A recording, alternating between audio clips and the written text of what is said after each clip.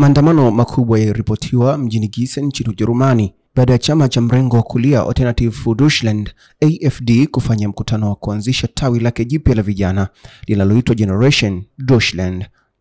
Maelfu ya waandamanaji waliingia barabarani kupinga uzinduzi huo, hali iliyosababisha mvutano mkubwa kati yao na polisi.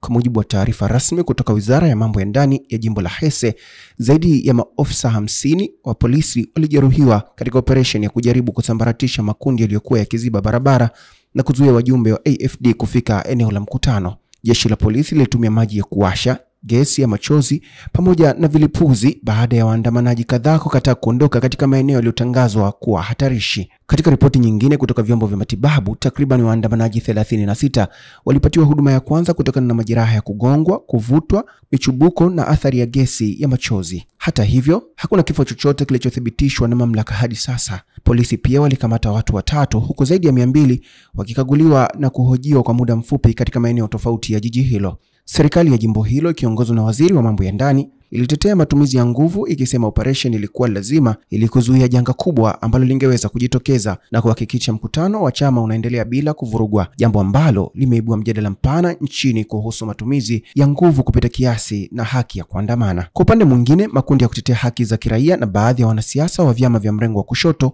yamekosoa vikali hatua ya polisi, yakidai kuwa nguvu iliyotumia haikulingana na hali ya maandamano. Wamesisitiza kuwa waandamanaji wengi walikuwa wakitumia njia za zamani. Taarifa hizi zimechochea wito wa kufanyika kwa uchaguzi huru ili kubaini kama kulikuwa na ukiukwaji wa haki za kiraia, hasa baada ya malalamiko kutoka wanahabari waliodai kuwekewa vizuizi wakati wa kutekeleza majukumu yao. Hali hiyo imefanya Gießen kuwa kitovu cha mjadala mpya kuhusu usalama, siasa za mrengo wa kulia na uhuru wa raia nchini Ujerumani. Salumu Amani, Kawabe News.